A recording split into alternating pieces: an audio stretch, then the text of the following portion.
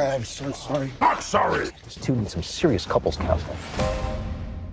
Welcome back, everyone. This is going to be my Venom Let There Be Carnage trailer video. There's a whole bunch of new footage and Easter eggs, so we'll break it all down. If you're brand new to the channel, be sure to subscribe to get all the videos. There are even more Spider-Man Easter eggs, so we'll talk about that too. I know everybody's still wondering where the Spider-Man No Way Home trailer is. More like Spider-Man No Way We're Getting That trailer. But the whole idea here is that we're just getting a way better look at the Carnage symbiote, and they're hyping up way more of their relationship. Like he says, to me, Eddie, you're family, as in literally family, because Carnage is the spawn of the Venom symbiote.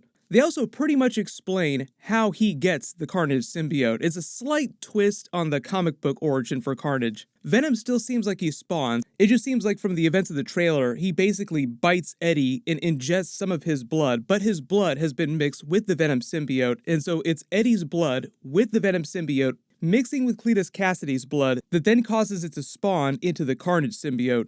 It feels like they've also polished a lot of the special effects since they released that last big trailer. But starting at the beginning of the trailer, going through shot by shot, they start with him on the Ducati out in the countryside. His motorcycle helmet is red and black, Carnage theme sort of foreshadowing the big twist that's coming up. The way that Andy Serkis, the director, explained their relationship when the movie picks up is that, as you can see in the trailer, the Venom symbiote is frustrated. He's saying, I'm a predator. We should be out there eating bad guys. But Eddie Brock doesn't want to have any of that. He's like, no, you can't eat people. Even though they made the bargain at the end of the first movie, you can only eat bad people. It's almost as if he's pulling back on that, and the Venom symbiote is just getting really, really frustrated. When he's saving this person from what seems like a mugger, it's hard to tell when this is happening. It could be a little bit earlier in the film. So it's meant to show you that he still is eating a couple bad people here and there, but not nearly as many as the Venom symbiote probably wants to. I don't know why this tire says Snooki on it. It's some sort of weird Jersey Shore reference. We go to the Ravencroft Institute, obviously a big place from the Spider-Man comics. It's also the same place during the Amazing Spider-Man Andrew Garfield films where they ended that film teasing the big Sinister Six reveal, where Harry Osborn in that franchise was creating a new version of the Sinister Six back at Oscorp. There's a rumor that we might see a version of Oscorp sometime in the next couple of big Spider-Man spin-off movies, so we'll see. But the whole idea is that Ravencroft is where Cletus Cassidy's girlfriend, so to speak, Shriek, is being held. But you can clearly see that she's either a mutant or a metahuman. We'll see how they explain that during the movie. I haven't heard them talk too much about that. She does have special powers very clearly. Later in the trailer, you also see her use her abilities to basically smash the whole front of the car off in the windshield. Shriek was a big part of the Maximum Carnage storyline, so you can see they're adapting some of Maximum Carnage for this first story of Venom versus Carnage. I was always hoping they were going to do a version of that in the movies at some point, but because it wasn't totally clear how they're going to involve the Spider-Man character, even though there are a lot of Spider-Man Easter eggs now, it's hard to tell how much Maximum Carnage they're going to be doing. Because Maximum Carnage was not Carnage's origin story. You kind of built up to that, and the whole idea was that during that storyline, Spider-Man and Venom teamed up to take down Carnage. So this sort of explains how things go so crazy once Cletus Cassidy ingests his blood and gets a taste of the Venom symbiote, and why the Venom symbiote reacts the way it does when it bonds with Cletus Cassidy. Is like the purest expression of what it's asking for here. Just be completely free from all the logic that's tying Eddie down, the fact that he wants to be a normal person and exist in the world with other people. Then later in the trailer, you see them have a sort of renaissance as Carnage has manifested, like, okay, now you can eat anybody you want because things have gone so crazy and we need to take out all these bad guys. The whole thing with the Cletus Cassidy plot, though, like it seems like he knows more about what's going on with Eddie and the symbiote than he lets on. I think that he's just a little obsessed with Eddie Brock as this reporter, and as a serial killer, he just craves that attention from the media.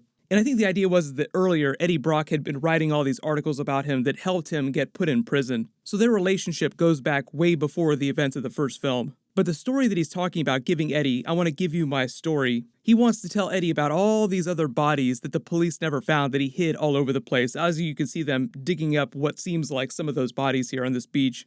You notice the notes that Cletus Cassidy, the drawings he's been sending to Eddie, it says, "To the strife has been given between the suffering." There's a little heart on the tree. Then there's a drawing of the church that it seems like they're fighting at later in the movie. He also knows that certain frequencies, sonic weapons, are deadly against the Venom symbiotes, so they might use a similar twist as the Venom origin story with the church bells to try and stop Cletus Cassidy or at least hamstring him during this movie.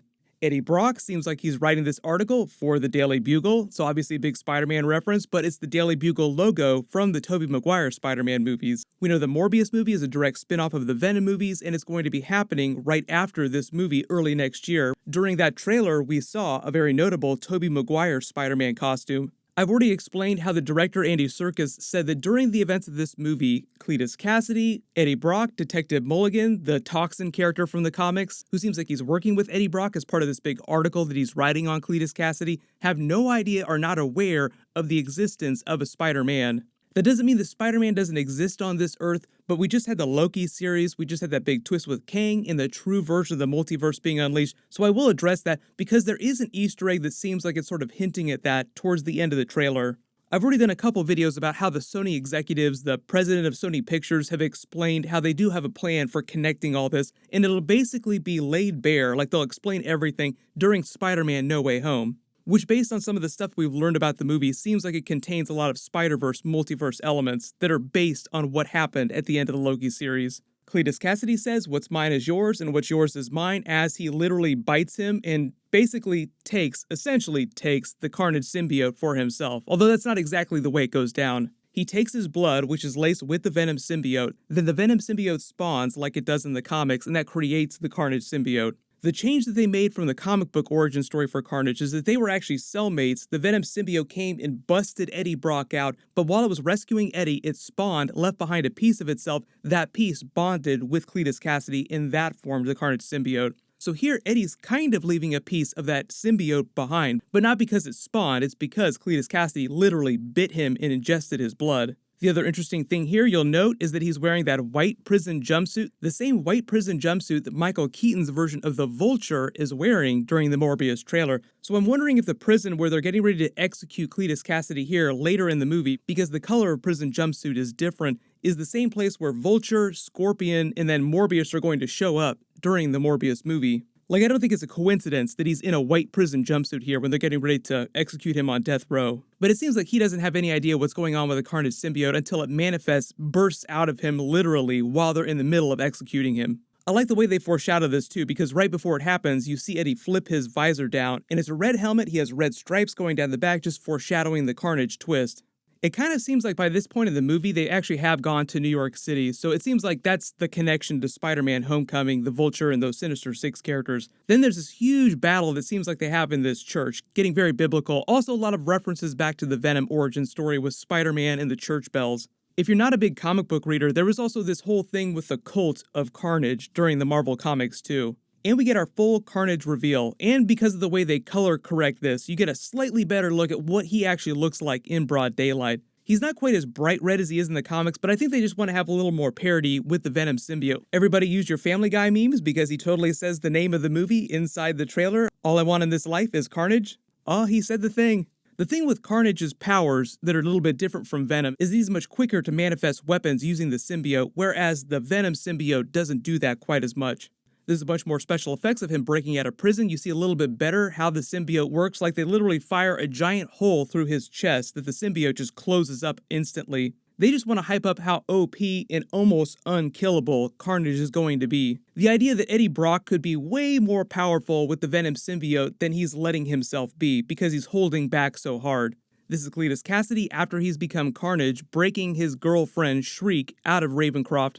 Then whatever happens during the film, maybe because of the article that Eddie writes about him or something in that article, he swears revenge on him. I also think originally Eddie was responsible for getting him put in prison in the first place, like way back before the events of the first film. So that's the connection back to Anne Wang's character, who is back for the sequel. They did tease that they would be doing more Lady Venom stuff during this, like she would also wear the symbiote again at some point during the film, but we don't get a ton from her in this trailer, and it seems like she's about to get married to her doctor boyfriend from the first film. They play that mostly for comedy, in the Venom symbiote not being able to deal with that. That should be us getting married to her. I love this scene here too when the Venom symbiote sees the Carnage symbiote for the first time and reacts to it. Oh shit, that's a red one. It just seems like it doesn't immediately understand the relationship between it and Carnage. Like eventually it will understand, oh, that came from me. That's sort of like my spawn. That's like my child essentially. The relationship between the different symbiotes is kind of funny. Like Carnage eventually spawns the Toxin symbiote, and that bonds with Detective Mulligan, who's a character during this, so maybe they'll tease that for future sequels. They'll eventually do the Toxin symbiote,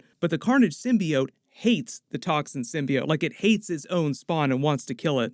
When Cletus Cassidy says, "Eddie, you feel like home to me," that's just another reference to the relationship between the Venom symbiote and the Carnage symbiote. There's a scene of Cletus Cassidy kicking this bodega owner. It's hard to tell where this is happening, if it's in New York City, if it's back in San Francisco. There's a couple more scenes of him breaking out of prison, of him breaking Shriek out of Ravencroft. We get a bunch more scenes of the Carnage symbiote just manifesting. You see it just looking around the way it's going to visualize during the film. It's way wilder, way more fluid looking than the Venom symbiote.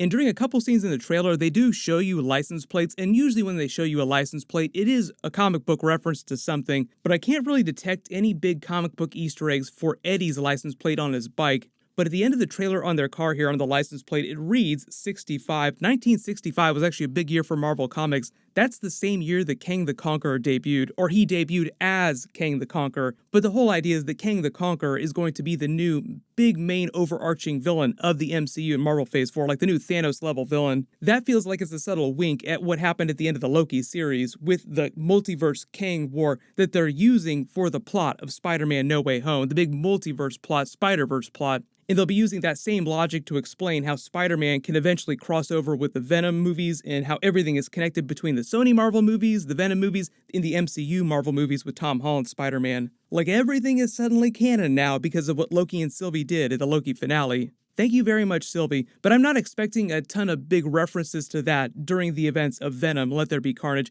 I think the way the Sony executive explained it is mostly Spider-Man No Way Home, where they're going to be explaining how that's all going to work. So that might be why they're holding off so much on the trailer for that, just because they're not quite ready to explain how that's going to work. I also did a video a little while ago where Kevin Feige was talking about putting Venom inside the MCU. But because of what they did with the Loki series, it sounds like now Kevin Feige is much more open to introducing Venom into the MCU proper at some point.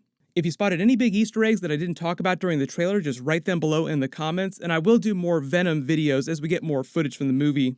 Next week, the Marvel What If episodes are starting. I will be doing full episode videos for all those, so make sure you have alerts enabled for that. It'll also be trading heavily on the multiverse themes of what happened at the end of the Loki series. While you wait for everything, click here for my brand new Marvel Shang-Chi trailer video and Easter eggs to learn how it's connected to the Iron Man movies, and click here for my new Loki video about the connection between Iron Man and Kang the Conqueror in the MCU. Thank you so much for watching, everyone stay safe, and I'll see you guys in the next video.